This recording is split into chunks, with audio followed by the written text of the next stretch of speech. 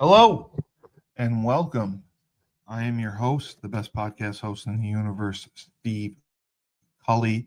I'd like to thank our sponsors at Procyon Partners. Procyon, one of the top 50 fastest growing companies in the nation. They specialize in employee benefits, wealth management, and retirement planning. President Sean Rabinowitz, proud supporter of our podcast network and everything we do. Green Street Trust International, owned and operated by Rennell Jump and UConn legendary men's basketball player Jake Voskuhl. They specialize in tax plans for businesses large or small. They will save you money or get you a big fat return on your taxes. To schedule your free strategic tax planning session today, go to www.greenstreettrust.com. Pete Finch and the Finch Law Firm is located in Bridgeport, Connecticut.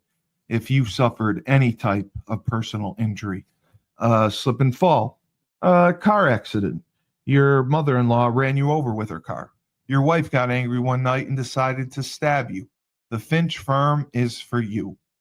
Pete has won legal battles all across the state of Connecticut. He will go to war to get every dollar you deserve in compensation. You just have to remember, in a pinch, call Finch or go to his website, thefinchfirm.com. Dynamic Human Performance is owned and operated by UConn legendary running back Andre Dixon. He trains boys and girls of all ages, all sports. He has a boot camp program 7 days a week, 6 a.m. You want to get in shape, you go to Andre. He has an athletic development program where he trains boys and girls in the sport of their choice from the ground up, helps them reach their full potential, be the best they can possibly be. Andre has sent boys and girls to college on scholarship for all different types of sports. To work with the best, he has a 5,000 square foot state-of-the-art facility in Hartford, Connecticut. Go to www.dynamichumanperformance.com.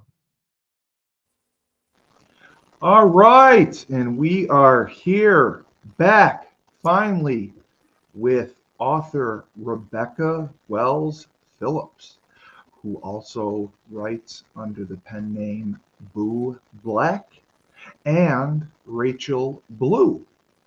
And her debut memoir, Hating Self, explores identity, trauma, and resilience.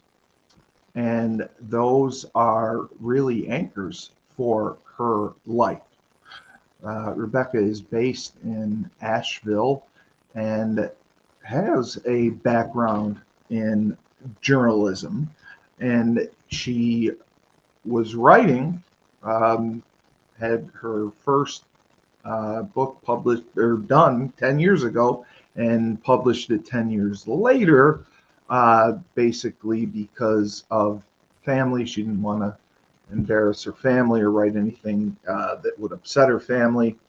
But she finally got it out there, and it has been just an amazing journey. And, you know, we talked about it before on our other show. You grew up in Tennessee in a predominantly white community, correct? And your parents were politically involved and had a lot of influence, correct? Yes, that's correct. And unfortunately, that made things difficult for you, where you would think something like that, if you have parents with power that would help you, that made things more challenging for you, because when you did have issues and did have problems, you really couldn't go to them because you didn't want to sully the family name. You didn't want to do anything to hurt their careers or their reputations if they heard anything negative. So right. You were really stuck to internalize a lot. Yeah. And, the guys loved having you on, and we definitely want to have you on again. And just for full transparency, because the guys thought it was pretty funny, your book, one of your books focuses on the LGBTQ community, Yes. and I had no idea that you were part of that community. So I was asking the guys, oh, why she's writing about that? Like, why would she write about that? And they're looking at me like, Steve, are you being serious right now? Well, yeah. Like, what am I missing? Well, She said she was nervous during the hurricane because she couldn't contact her girlfriend. Like, are you that oblivious? I know, but And a girlfriend doesn't have to be a love interest. that's what I said. I said a lot of girls call their girls their girlfriends. I was like, Yes.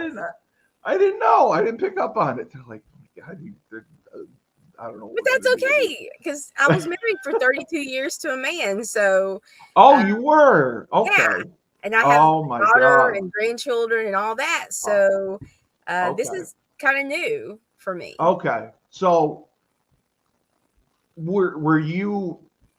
I mean, did you do that because it was more of the norm and like more to be a people pleaser, keep your parents happy, the traditional go to college, have a family, all that stuff. Well, when you're a Where kid, you don't know anything better. You you follow really what don't. you're told. Yeah, you really don't. No, you do follow what you're told.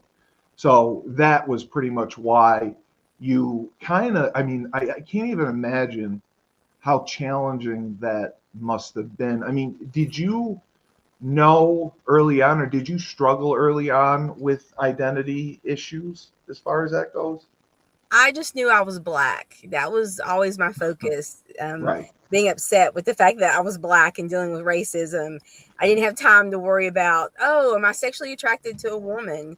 That wasn't even in there. That wasn't anything you had to So I question. didn't know. I just knew that everywhere I ever worked, I was drawn to the butch female. Every Right. company I've ever worked at, any place I've ever gone, I've made friends with butch females who I knew were lesbians, but I didn't realize that that was me kind of reaching out to something Right. I Right. apparently wanted, but I didn't know that. So I just recently discovered that I'm this Oh, way. Maybe I'd say 4 years ago, 4 or 5 years right. ago is when I realized. I mean, was losing a parent part of that? Did that have any impact on it? Definitely, because I was a people pleaser and I wanted to Yeah. please my mom. And when she passed, I didn't have that pressure of Right. performing or being exactly who she wanted me to be. And yeah, that kind of opened the door. Exactly. Exactly. That's kind of what I figured. And you had a very, very challenging, difficult high school childhood experience growing up, and that is something that makes you stronger along the way. You were able to get through it, and you were not allowed really to get as much help as you could. You were not allowed to have those resources that people are provided with today. Mhm. And a lot of people ask questions about getting through that trauma and surviving that kind of trauma without a lot of support, and with, in fact, getting discipline for it. Yeah. How do you think you were able to get through it? I am a Christian, and whether you believe there's a God or a superior being somewhere, I honestly believe that He kept me going. As I've told you before, I had tried suicide a couple of Yes. times, and I didn't want to be here. But Yeah. apparently, there was a bigger purpose for me, and I failed. I'm not a failure, but I failed at trying to disappear. So it was not me. It was not me Right. that kept me going because I shouldn't still be here. No, I believe me. I've been in similar situations. So I mean, do you see the death of your mother is really like a significant point in your life where things kind of started to change? You started to be a little bit more open. You went and you published your first book. You came out with your sexuality. It seems like it was a significant moment. It was, and I didn't realize it. It happened, and it wasn't expected. She'd been sick with pneumonia Right. for a couple of months before she died, and I knew she wasn't doing well. I didn't feel like she was going to make it, but I didn't know for sure. You And know, when she passed, it was just a shock, and I I don't know how it pushed the button or it pushed me over the edge, but it really did, because that's when I was like, okay, life is too short to live for other people and to be it unhappy. is. And I just, the response that we got, you lived for so long, being this other person and being unhappy and not doing what you truly love. And you absolutely earned and deserve the right to be happy and do everything that you want to do because of all those years that you suffered and went through. And like you said, trying to please other people, but you weren't able to please yourself because you're always worried about taking care of other people, making sure they're pleased. That's Right? right. Mm-hmm. Yeah. That's amazing. That's amazing to have to live that way and go through that. And I know that you mentioned, and that people asked about this as well. You've had several different careers. Yes. Can you share some of the different careers that you had along the way? Oh my gosh. My parents had a printing business, and they started me out working with them when I was in the fourth grade. I started learning how to type when I was in the sixth grade. By high school, I was already typing 65 words a minute.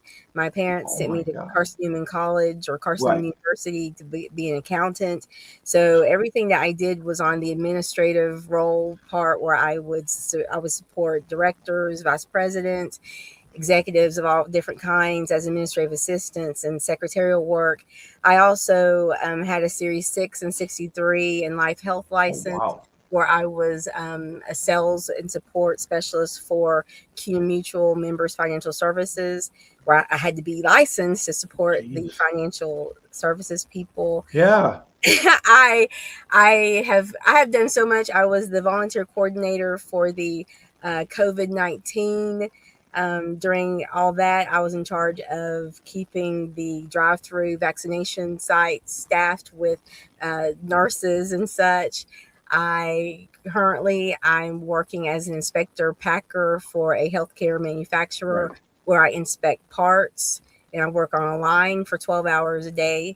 Um, I have done anything and everything. I've Everything. worked, in finances, accounting, supporting, payables.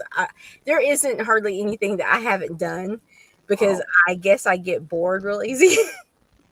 Well, I mean, people have always said that you're supposed to switch jobs every 2 or 3 years to grow and build your career. So I mean that part I've heard is normal. So you worked as like a licensed CPA for a while. Oh my God. I did not. I supported the licensed CPA. I was Oh like right. their administrative support, Okay. doing financial plans and all that stuff for the Oh, CPA. So, yeah, I've done a lot.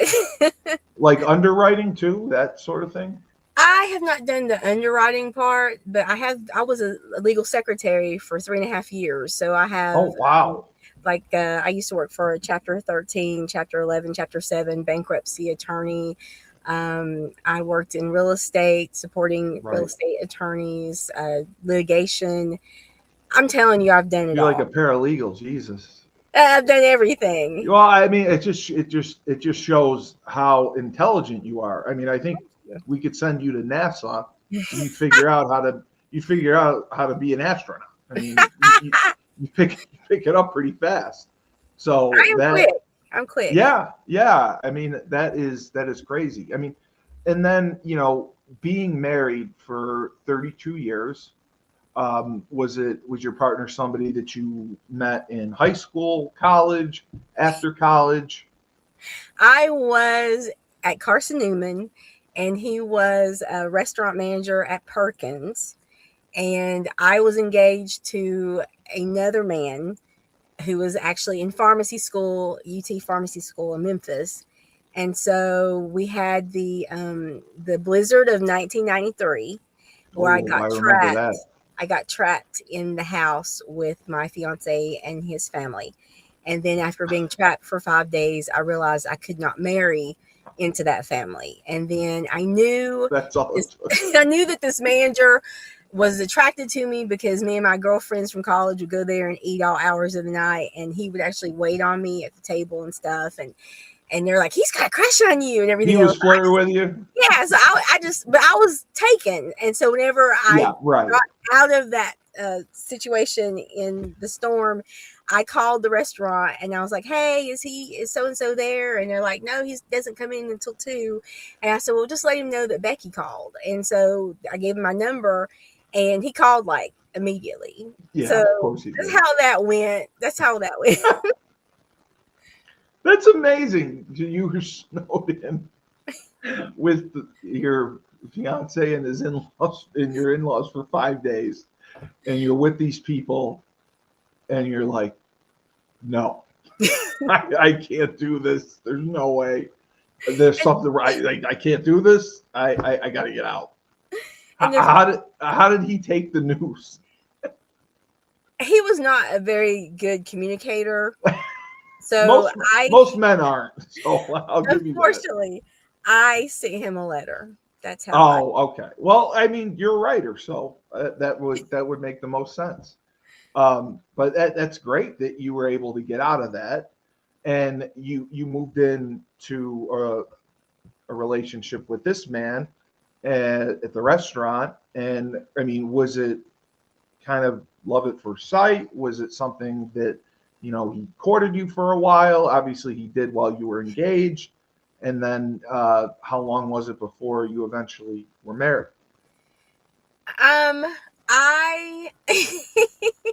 It wasn't that long. It was love at first sight on his end. Yeah. He Well, said, of course it was.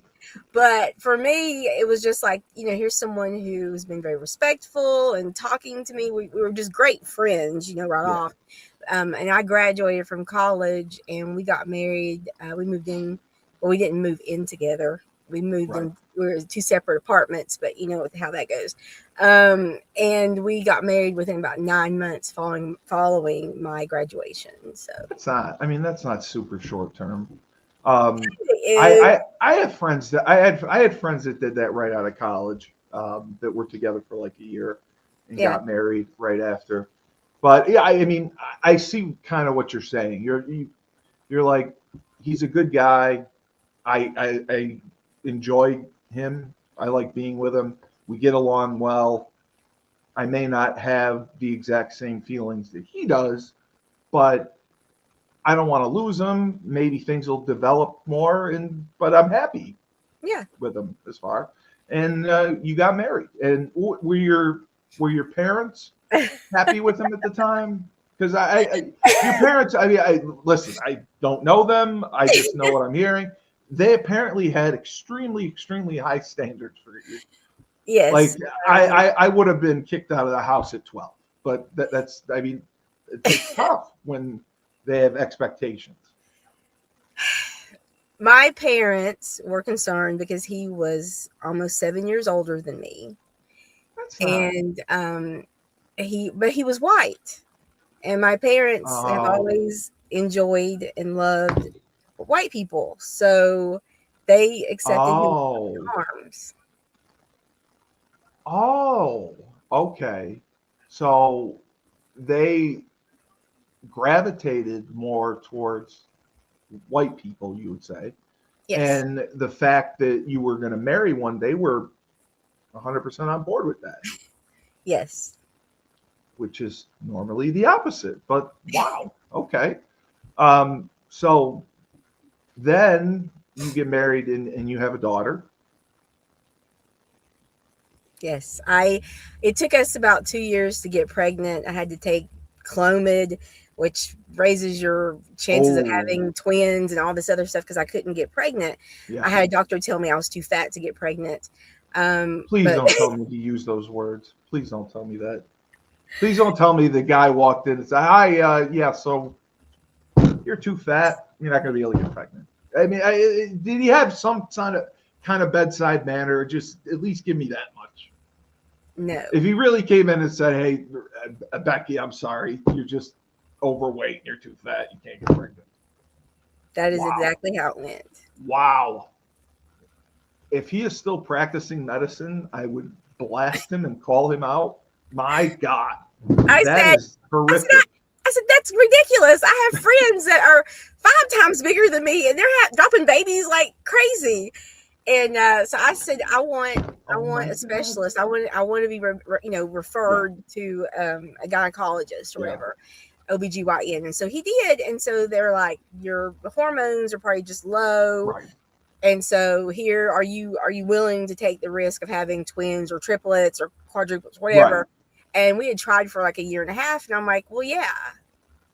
And so Yeah. thank God I only had one. Yeah.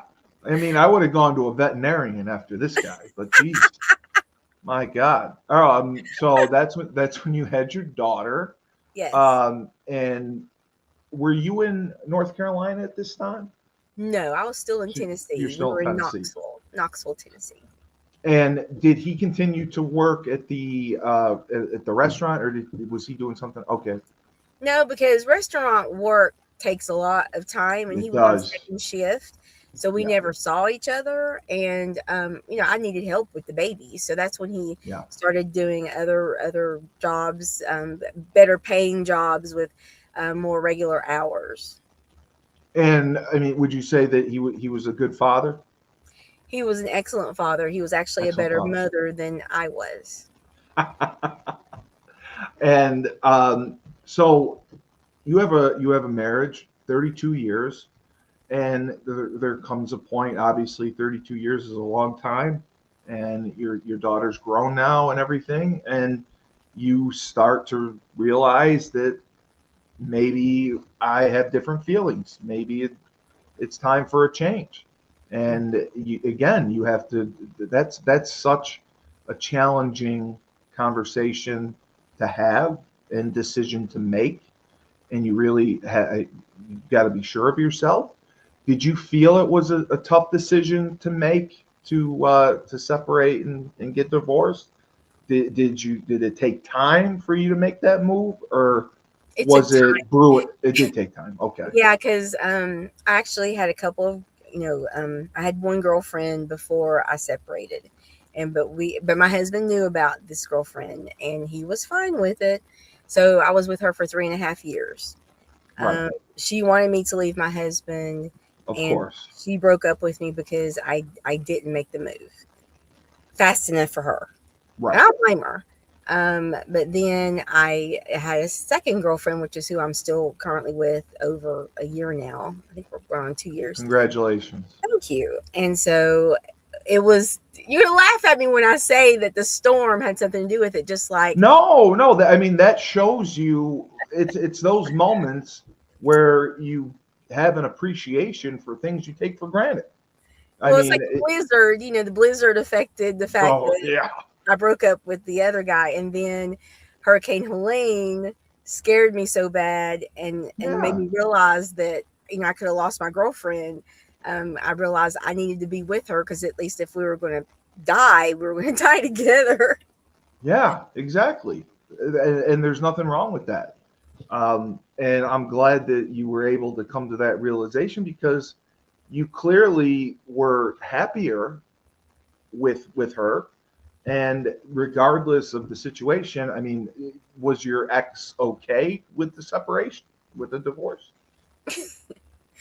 I'm sure he wanted you, but we have always been friends more than anything. Oh, good. Else. And we separated amicably, and he did not fight me on the divorce. He actually paid for the divorce. I think he respected my honesty. I think it hurt him, but you don't want to live a lie, right? Yeah. No, I agree with you. The transparency is 100 times better. So several people have asked what made you write under pen names?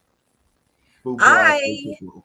I was with the Hating Self book where I was talking about the Right. racism, depression, and the white town that I grew up in.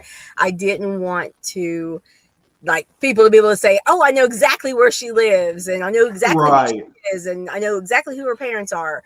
So that's why I use Boo Black, like Boo. I'm black because I hated being black, and so I didn't put the name of the city in there, and that was Right. You made a fictional um, city, yeah. yeah.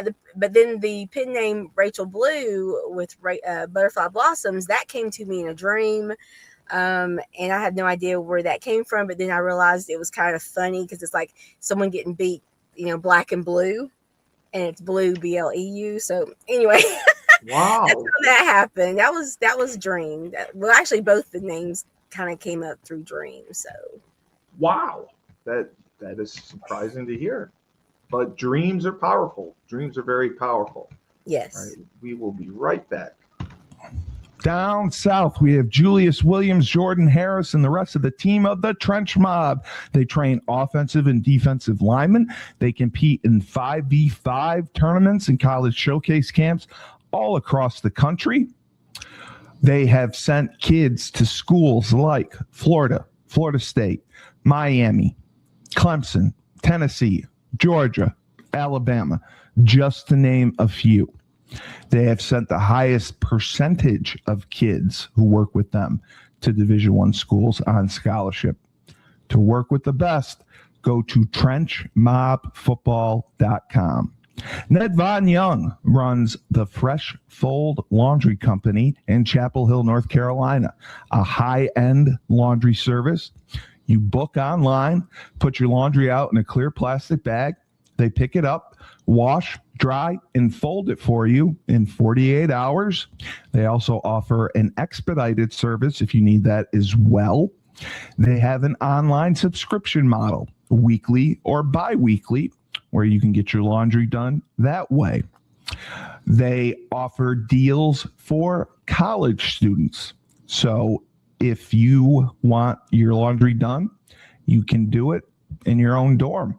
They have a pickup and now a delivery service. So you can have your laundry done without leaving the comfort of your own home or dorm room. To sign up, go to their website, my-freshfold.com. All right. So, some of the questions we had. I know you wrote Hating Self 10 years previous before you published it. Was there a particular moment that made you decide and start to write Hating Self? A singular one or no? yeah, when I got pregnant. Oh, I okay. finally got pregnant. I realized that I had issues. I'd been through counseling and things like that, but I knew I had issues. I wanted my child to be able to read the book and go, "Oh, this explains so much about my mom." So yeah, when I got pregnant, I realized that I needed to make sure that she understood who I was and why. Wow. Okay. And then, it's very difficult because you experienced so much trauma. And turning those painful experiences into a story or, a publishable arc, how do you do that without re-traumatizing yourself? Unfortunately, you sometimes will still re-traumatize yourself, but writing is a release. And It when I have it is. on paper, I realize, okay, that's something that happened in the past, and that's not who I am. Just like I learned not to allow people to value me and tell me what my purpose was. It really opened my eyes to the fact that I'm more than what other people think. So yeah, you go through some pain. You do. Yeah. No, I totally agree. And, how would you say, because you have a very strong voice and, balancing raw honesty with literacy structure, editing choices that preserve that authenticity that you want to portray in your books, like Hating Self. How would you say that you were able to balance that? Yeah, I'm very honest. Yes. But I also want people to not be turned off or offended or feel bad about themselves. Like, I don't write to make white people feel bad about what happened to me, because it has nothing to do with what you or I, I mean, I don't, it's very difficult, I think, to separate the two. Like, you want people to realize you're not talking down, you're not trying to make you feel guilty, No, but you're sharing your experience. I'm sharing my experience, but I'm very sensitive to the words I use, and I want people to continue reading. I don't want you to stop. So that's a good question, but it really is just thinking about feelings, like being sensitive to how people take things in and how it makes you feel. Yeah. No, when I was at UConn, I took the only white racism class offered in the entire country. It was a white racism class because my major was sociology, and it ended up being the favorite class that I ever took, and probably the class that I learned the most from. The professor was renowned. His name was Noel Kasnave. I think he's still there, actually. And it was just showing kind of that white people are innately born racist. It's not our fault necessarily, but through generations, it's carried over, and we do it sometimes unknowingly. We have that racism. And he showed that my favorite part was he showed several videos where they did kind of studies. One of them was a guy who was trying to rent an apartment, and they had a white couple go in, and it was videoed. They showed how he was towards them. They had a black couple go in, showed how he was to them. Complete 180. Nice, kind, polite white people, dismissive, rude, disrespectful black people. I mean, and seeing that was mind blowing to me. And then the other one was buying a car, and it was a high end a Lincoln Navigator or something. And they videoed a white guy looking at it, and the car salesman, how he treated the white guy, and then a black guy goes. Complete same thing. Nice, respectful, to the white guy, talking about, I can put you in this for this, and, we can do financing. And the black guy, he was dismissive. He gave him one-word answers to questions. And he even tried to say, I don't know that this will end up being price range. I have other vehicles I can possibly show you. And I was like, oh, Jesus, so maybe this is right. So I completely understand how you would want to be sensitive to other people, and you want them to keep reading, white or black, because sharing your experience is something that's very important, very well written, and I think it impacts people regardless of race, color, religion, all that stuff. So I do think it was very good. And I mean, your upbringing in a predominantly white Tennessee town that clearly was racist. How would you say that shaped some of the themes in the book? That's the only reason why I wrote the book, was because of what I grew up in, and I wanted people to. First, I wanted my daughter to know my truth and what I went through. But then when I released it, I wanted other people to know that they were not alone in the things that they experienced, or crazy feeling crazy and how they're treated in different situations, and whether you're black, white, green, purple, disabled, poor, there are different things that cause people to mistreat you. And I wanted people of all types to be able to understand and read my book and be like, that sounds just like something I went through. Exactly. Something I experienced. Was there any specific scenes or chapters that you had to cut from it? And if you did, okay, so there was nothing that you had to cut. Good. No, because when I write, it's like I'm not there, and so you're right. You're in the zone. So whenever I pull a book together, I don't cut anything. I'll maybe reword it or add to it, but the words that I put down, which I type out, are there for a reason. So I don't take away, no matter what it is, whatever what the topic is, it's there and it's not going anywhere. Were there any reader reactions that surprised you, positive or negative, anything like that? I haven't really had any negative. Okay. I had a lot of people from my hometown that they were so sad. They were so sad. They were so. Now they're sad. But the whole thing is it's like you've got people who are not really racist, but they wouldn't stand up for me. Correct. Right? That's yeah. And so those are the people that feel the worst because they. And I think that is almost worse. I think that's worse. That's like what drives. Well, like what drives me nuts. I'll go on TikTok and I'll see some guy getting his ass kicked in a fight, and these people are videoing with their phones. Nobody's going to help the guy. No, the guy's he's getting his head beat in. But let's video with my phone. No one's stepping in to break it up.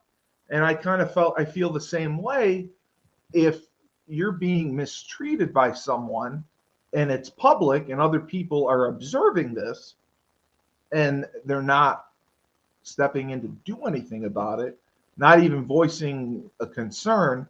I think that's worse. I think that's worse than at least the people that are doing it to you are being who they are. They're assholes. This is who they are. That's what they're doing. The people who are standing around and watching it as bystanders, I don't think they're innocent. I think they're worse for not stepping in. That's my opinion. Yes and no. Yes and no. So you got to think about the fact that children were children. Yeah, all this happened, right. Elementary, middle, high school. When kids are trying to fit in, and if you step in, you're going to be bullied. They're going to turn that onto you. It's not safe to go against the masses, and so that's self-preservation. I can't be mad at that.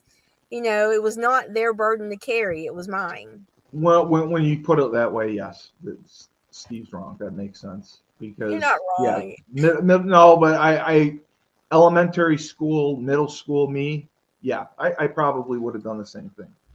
High school me would not. I had a little more confidence in high school. And then Hurricane Helene, I mean, that was such a major project for you. You did a ton of research. You interviewed so many victims. And like I said, Laban and Ned Von knew about it. I was the only idiot who didn't know about it. But how would you say writing nonfiction differed from doing your memoir? I mean, is it stylistically different the way you have to write? I'm just curious about that. Yeah, a memoir is in my voice. Even on paper, I can hear my voice saying those things that I'm writing.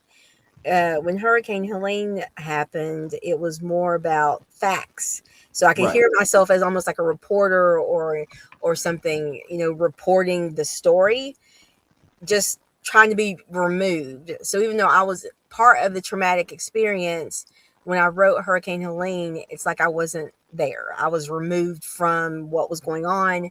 And then when I interviewed people, again, I had to be removed from what they were telling me, so not to get emotional or re-traumatized. So I don't want to say it's kind of cold doing it that way, but you have to protect yourself when you're handling such sensitive and upsetting topics. Whereas hurricane, hating self was me.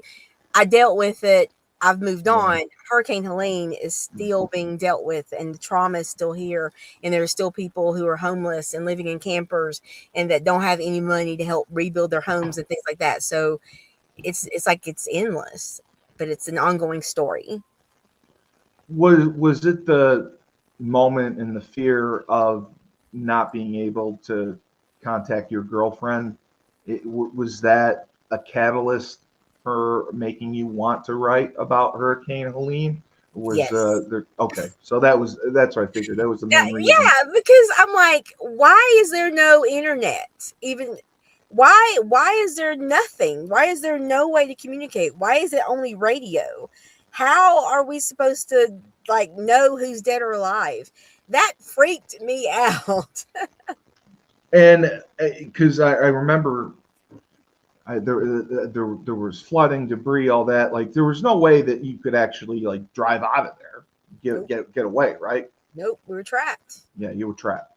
Because I watched the Hurricane Katrina documentary, and I was blown away by that. Yeah. People trapped and had to hunker down for like 5 days sometimes before they got rescued. And I was like, wow. I mean, you don't know how bad it is until you see it. You see, no power, no internet, no TV, and it's the summer and it's 90 degrees. You want to live through that? Good luck.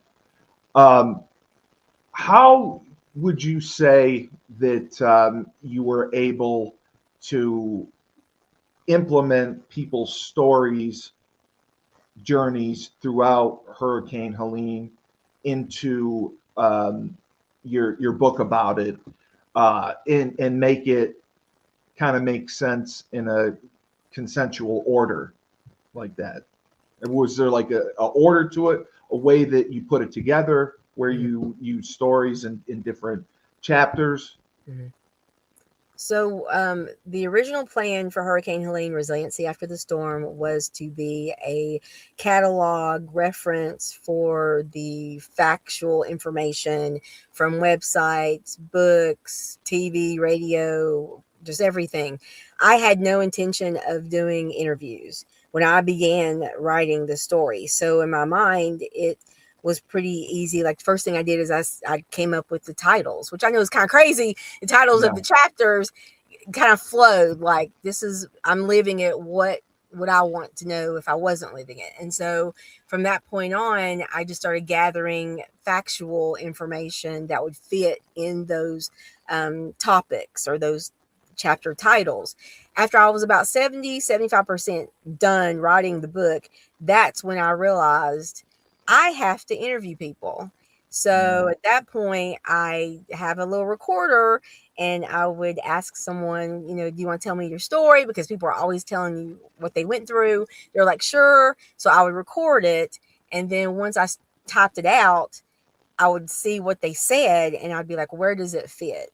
Where does it fit best? Okay. And that's kind of how I inserted the interviews based on the chapter topics and things that were said through references and stuff. Was there a particular hardest story that or interview that you had with someone that was difficult for you to write and put on paper and share in the book? Yeah, all of them were just horrible. I'm sure they were. And like I told you, I try to separate myself from the situation. You have to, but the one that bothered me the most was the one with the interview with Angelique.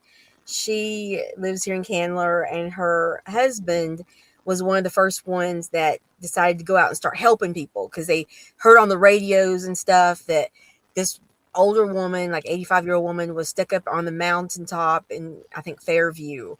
And she was diabetic and she was on oxygen and she didn't have power. So there was no, way to get her oxygen going and stuff. So he and another friend went to the store and bought a generator for her, and they drove with, I think, a bunch of water and stuff along the way to help people. And My God. they had a chainsaw to cut through stuff. You said that, right. Big trucks and stuff, big truck that would go through stuff, and got there, and the police were there, of course, and they wouldn't allow them to hike up the mountain or to go any further. They were stopping people and not allowing, and I think it was because of the destruction was so bad. And he, of course, talked about there were bodies in trees. He was the one that talked about actually seeing, once the water had receded some, that there were bodies in trees. And all we can figure is that the authorities didn't want people seeing bodies. Sure. But that was disturbing, because like, here you have someone who was willing to risk their life and go help Granny, and then they were stopped because it was so bad. Do you know if she was able to get any aid or help? Did the police get to her or not? I think that later on a family member got to her, but at that time they would not allow anyone up. Wow. That's, I mean, I would probably end up getting shot. I'd try to go anyway. Yeah, they threatened to be arrested. That happened a lot. Sure, they would have. Be arrested. I am sure that they would have. I mean, when you're doing a book like this, is there any specific chapter or line that you wrote? What would you say that you would be most proud about as far as your writing goes for this book? Because you put your heart and soul into doing it and doing it right. Oh, I wanted to put the names of each victim in the book to honor them, but because of legal reasons, I was unable to. So the fact that I have a chapter that talks about the victims by how they passed or injuries they sustained, I am most proud of that chapter, just because even though there's not a name, there didn't have to be a name. You just know that this person died of blunt force trauma, this person drowned, this person was suffocated in a mudslide, and so each county and city is listed there, so you can see how many people died in what areas and what their injuries were. And I know that you tried to separate yourself while doing this, but were there any stories or any incidents that did trigger you and affect your mental health? Oh, yeah. Yeah. No, I can't imagine, because it's all horrible news. Yeah. So. Like this one, it's like I can see it. Even though I wasn't the one there, I can see it. But the way it was described to you, yes. So it was a person in, I think they were in Chimney Rock, which is one of the worst places, and that's the picture on the cover of the book. They were at one of the hotels, because I guess they were on vacation or whatever, and they could see the water. Like the water, I mean, it was, if you don't know, it was like a 30-foot wave that came in and crashed and took out everything in Chimney Rock. So they could see the water rushing by, and there was a car. There was a car in the water, and it was dark, and they could see the headlights on the car. And as the car went by, they could see that there was a woman in the car, and she had her face pressed up against the glass, and she was beating the glass, and she was apparently screaming or needing help or whatever, but she was in the car. And so they watched the car wash by. There's nothing to do. So. Oh my God. That's horrific. That is horrific. And I can absolutely see it like you're seeing it just by the way you're telling it. So I can't even imagine hearing that interview. And I mean, can you talk about, I know, again, you did try to separate yourself. Were there certain boundaries that you used? Like, I mean, because having mental health issues yourself, you have to set boundaries to protect your own mental health while doing this. What would you say that you did that worked? What would you say that you did that maybe didn't? Hmm. Well, um, I had questions beforehand. Like I had prepared and written out my questions so that I could guide people whenever I interviewed them. But for the most part, I would just say, "Tell me your story," and if they didn't answer some of those questions, I would pull them in. So that You'd have to helped. prompt it. Yeah. Yeah, helped me stay grounded in what am I doing, right? But then after I, recorded and let them do their part, I'd come home and I would put the recording down and I would have to leave it for 24 hours. I could not Yeah. begin writing or transcribing that day because it was so draining and I think upsetting for me to hear all that because Oh, you it is. relive it every time, right? And so for 24 hours, it stayed put. I didn't listen to it. I didn't talk about it. I just dealt with You had whatever. to And so then the next decompress. day, then I would type because I type so fast. I type like, 85, 90 words a minute. And I would just type it out. Whenever I heard what words, it would just be like, type, type, type, type, type. And then I'd go back and I would listen to it and try to plug in things. And so I ended up listening to it 5 times. That was probably not great for my mental health, but to get it right, I needed Yeah, to. I hear you. Right. And so then after I did this all in one sitting and I finished and then I was done. I didn't go back to it. I Right. deleted every recording. As soon as I got it transcribed, it got Oh, deleted. I did not want to ever hear it again. again. Yeah. And so once I got it in there, I didn't edit anymore. I sent copies to people so they could see what I did. Are you okay with this or whatever? And then I was done. So that's the boundary. It was like once I did it, Right. I'm done, and then move on to the next person. But I made sure not to do a lot of interviews in 1 week. Like I Right. do one a week, wait a few weeks, So yeah. Was there any um, archive footage or documentary material that you were able to use and help as you were doing your research? It was so new when I started Nothing. researching that Yeah. everything was through websites and writing. So I was constantly watching reports when I got internet and everything back. Um, Videos of survivors, their stories. I didn't use them, but I would see where they were. Okay, if they're in Fairview, okay, was that how bad was that? So it kind of helped me guide which towns I wanted to focus on in the book. But for the most part, I was on my own because this was Yeah. the first time anything like this had happened. And TV and radio. I mean, radio was reporting things, but TV really wasn't. Yeah. Not really.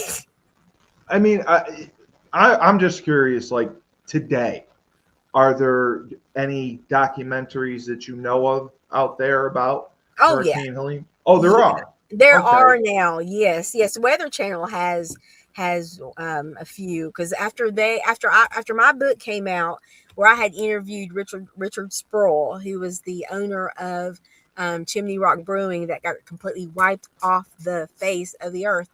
They actually went after him and got him interviewed. They actually interviewed him on the Weather Channel for their documentary. Yeah. Um, are there any like Netflix or HBO, anything that you know of? I mean, I think maybe Netflix. Someone Googled it would come Yeah, I was just right, looking and to so watch the something. reason why I've only seen a couple Right, because I'm I sure lived because it, you lived it. Yeah, and you don't need to so see it it's again. upsetting. It is Yes, upsetting to watch it. you don't.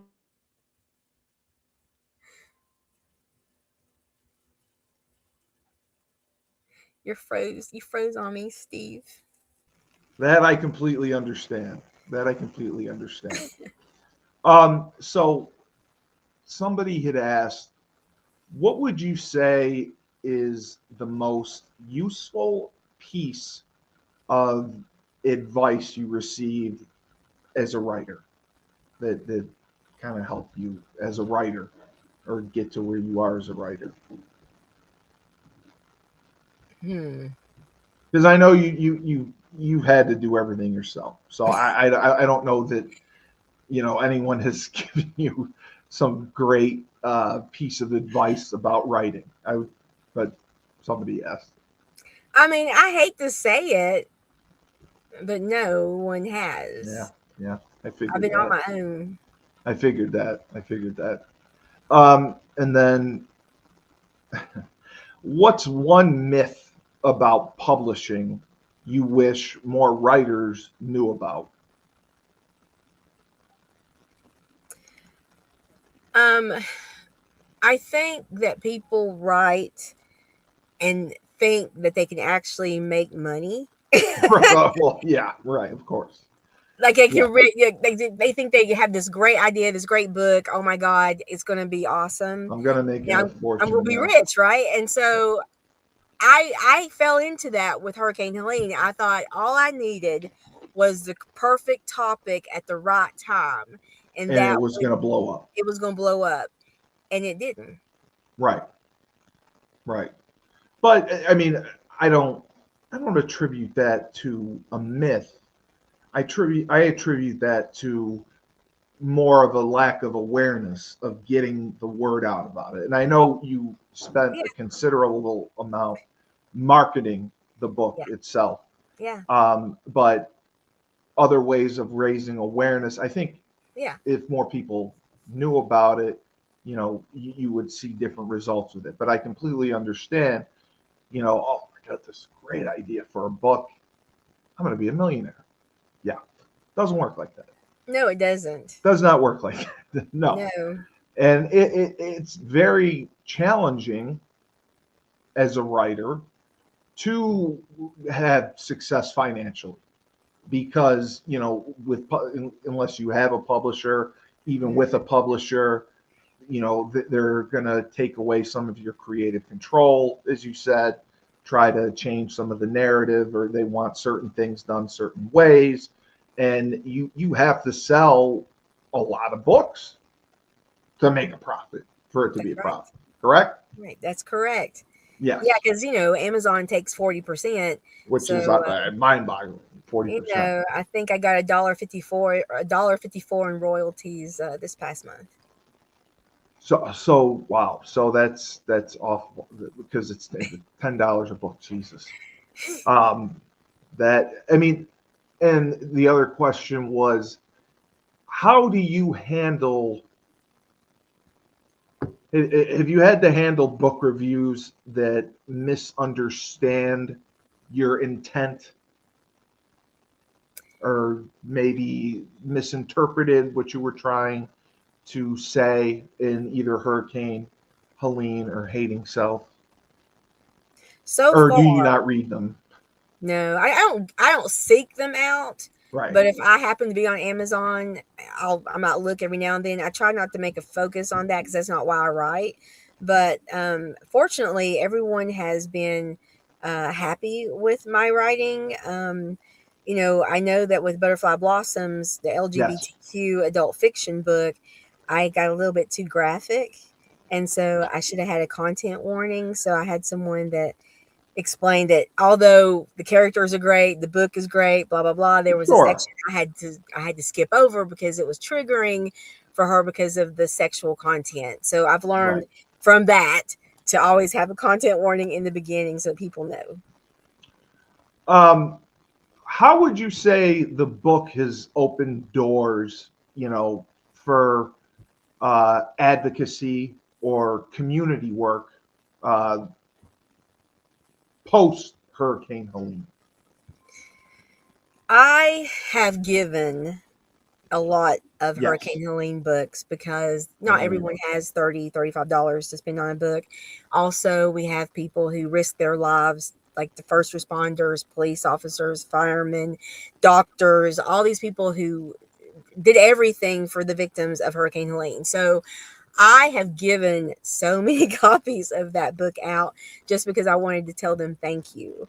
So for me, that was a way for me to open the door and to share something that meant so much to me, but also show appreciation. And so that's been a great conversation piece. and also a chance for me to show appreciation to people who did for the victims of Hurricane Helene. Okay. So what would you say is your next project? What are you working on? What would or have you decided on one yet? I mean, because it's been a battle to do the 3 books that you've done, and we got to get you making some money. So it's tough to write and still pay your bills if you're not getting paid for it. You're putting all this time and effort in for Hurricane Helene. I mean, you're going and you're doing interviews. So, I mean, do you have another project in mind in the near future? So Hurricane Helene was my 4th book, I'm and sorry. It was part 1. That's okay. It was part 1. Oh, it was part 1. There's a second part. It says part 1, and so I know what I want to do for part 2, but I mentally am not prepared to do part 2. To go back right there. So I need a break. So I just finished writing Dragonfly Passion, which is the follow-up LGBTQ adult fiction. It is done and ready to be published, self-published, but I'm waiting on my copyright ISBN number, and then I'm going to submit to the Library of Congress for their LCCN number. So it may be another couple of months before I actually release Dragonfly Passion by Rachel Blue. I also had started gathering interviews for Lift Our Voice, abuse survivors speak their truth, which is for people to volunteer and give information anonymously. And I tell of stories of all types of abuse. And so that story, I was planning on having it out by the end of this year. But as we discussed, it's very painful for people to relive those experiences. So it won't be ready for the end of this year. It'll probably be next year. Have people been willingly okay sharing their stories? Yes. Okay. But for you, obviously, it's triggering and not easy to do. Someone asked, because there's such a stigma with mental health, and you have dealt with it. How would you say, for someone who is struggling, to make the decision to go and ask for help? Because it's very tough to take that step. This is true. And I have, when I was growing up, I didn't have the chance or the opportunity, and I couldn't talk about things. But once I got into adulthood and you work at companies, there's the EAP program, the Employee Assistant Program, and they allow you to have, I think, 5 sessions that your company will pay for free. And then if you like your counselor, then you can set up a payment with them outside of that. And I would strongly suggest everyone to take those 5 free visits. Even if you feel like you're fine, just go and talk to someone who is able to listen. And if you don't work, then that's another problem, because it's very expensive to find. Oh, it is. Yes. And if you're religious and you have a church, sometimes your pastor, that's true. Yes, they can help depending on what it is. I mean, I don't think you can talk to your pastor if you feel like you're having attraction to the same sex. No, they're probably not. Difficult to go there. Be helpful with that one. But there's also support groups. People kept telling me about support groups on Facebook. And there were support groups on there for Hurricane Helene victims, and I knew of them. I never reached out. But I just want people to know that there is help, and there's always someone else out there that feels the same way you do. It's just finding that person. Yeah. You're never alone, and people definitely do not realize that. Did you publish Hurricane Helene under your name? Yes. Okay. So your next projects, the Dragonfly one and obviously Hurricane Helene 2, you will use your real name. Will you still use your pen names, you think, occasionally? Well, for Dragonfly Passion, the LGBTQ fiction, I will keep the Rachel Blue pen Okay. name. And the Hurricane Helene and also Lift Our Voice, those are such serious topics. That's why I use my name, Rebecca Wells Phillips, because I wanted Yes. there to be that authenticity and almost like a reporter. This is who Yes. I am, and there's no facade. This is what's going on. So yeah, I'll continue to use Dragonfly or Rachel Blue. Yeah, we won't see Boo Black again, right? Boo Black, I'm considering changing or adding my book. It's kind of complicated. I have a gentleman who is a podcaster and author, and he suggested that I create Boo Black books and use that as almost like the umbrella under which all my books fall. And it's Yeah, that's does that make actually sense? very insightful. You could do that for sure. Yeah, so I have to look into that. But he's working on creating. Well, I've actually created a abridged version, a shortened version of Hurricane Helene, and it focuses on the interviews. So it has like the beginnings of the chapter and the interviews, the 15 interviews, and he's doing an audio book for me. Oh, And he is. yeah, because there are so many people that are like, Great. I don't Yeah, have time everyone to loves read. that. I don't read, but people care about the interviews of the Right. survivors. So that is another thing that I'm working on. Well, has he talked to you about possibly doing like a 4 or 5 part podcast series about the book? No, Or okay. Well, I mean, if you're doing the audio, I guess you wouldn't need to do the podcast series. So what would you tell someone? I mean, we kind of hinted at that already, but people who want to get into writing, English majors, or who are creative with writing and want to become authors. And I know the advice you said. You're not going to get rich, obviously, off of it. What other advice would you give to anyone starting out writing? focus on your voice. What do you want to say and why? Don't let other people discourage you. Right. And make Very good. sure that you are skeptical of what people say they can do for you. Yeah, It is a that's lot true. of scammers out there, There are. and hold on to your money tight because they are Yeah, ready to take it all. they will take every single penny. I do agree with you. And then, what's maybe a small daily practice that kept you writing even through tough times, even through doubt, maybe? I tend to write notes to myself. I don't use pen and paper because nowadays we just have our phones, right? So Exactly. I have a cell phone thing that's called Becky's Cell, and so what I'll do is I'll I'll text myself, and that's something I constantly do. Like if something pops in my head, a saying, a topic, or something like that, I will text myself and say, "Hey, look into or research this or add this to such and such book." And so that's something you want to do because I work 12-hour shifts. I don't have time to Yeah. write every day. I definitely don't write every day like they tell you to. So being able to just stay active with that and have ideas, Right. just text yourself, or if there's notes on there, you can do notes. But yeah, that's a daily. All right. We'll be right back, and then we will finish right up. Finally, we have James Whitfield of Luther James Insurance. For the last 3 years, James has dedicated himself to the art of financial services. He specializes in life insurance and insurance policies.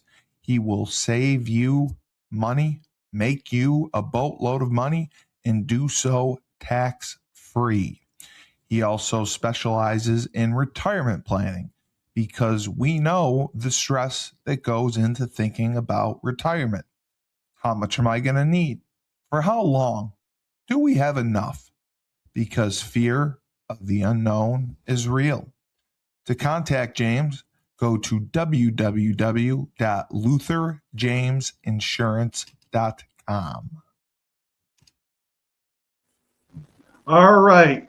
We are going to give you some rapid fire questions. Just one word, one sentence answers for you. Can you name one book that changed how you thought about writing or that made you think about doing your memoir? Becoming by Michelle Obama. Oh, okay. Favorite snack to eat while writing? Doritos. Do you have a certain ritual before you start writing? Classical music on YouTube. That a line you wish you had written in one of your books, but held off on and did not.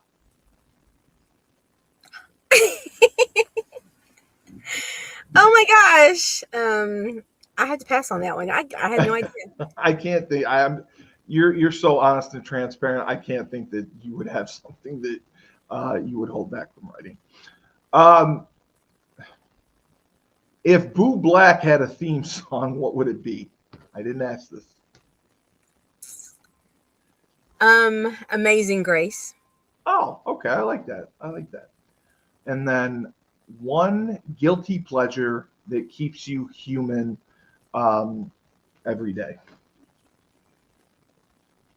or in times of stress, I guess. Monthly massages. It used to be more frequently than that, but who can afford that? But monthly massages are a must. All right. Well, Rebecca, phenomenal job. Thank you so much for sharing your journey and talking about your writing and answering a lot of questions that people were interested in. You generated a lot of interest in what are you doing. Somebody asked, I can't even. What do you think about the books of Fyodor Dostoevsky? You ever heard of it? Yeah. Oh, so okay, so this person is real. Okay. Yeah, that's an old school book back in the day. Oh. I think it was a war. Oh. I can't think of the name of the book, but I know the name Fedor, and if I remember correctly, Fedor. Okay. Yeah, I think it was just honesty, truth, the realization of everything that they were going through. It was raw. Oh, And maybe that's why they mentioned it. Okay. yeah, and it's very disturbing if I remember correctly. And I know that things can make you uncomfortable. It's a book that makes you very uncomfortable, and I think we need more of that. Yeah. We do. My my friend Erica on my other podcast appreciated you talking about when she was making the comment about schools banning books, and you chimed in and said that's so ridiculous, and I can't believe it goes on. She appreciated that, so I wanted to let you know. Yeah, I just saw Florida, somewhere in Florida. I just saw a video where they were burning, or not burning, but they threw away all these books or piles of books, and it was anything that had to do with Native Americans and Black history, and it was just piles of books in Florida. I just saw that today. If it wasn't AI generated, so I have to say that because I didn't. Yeah, no, I know that's just ridiculous.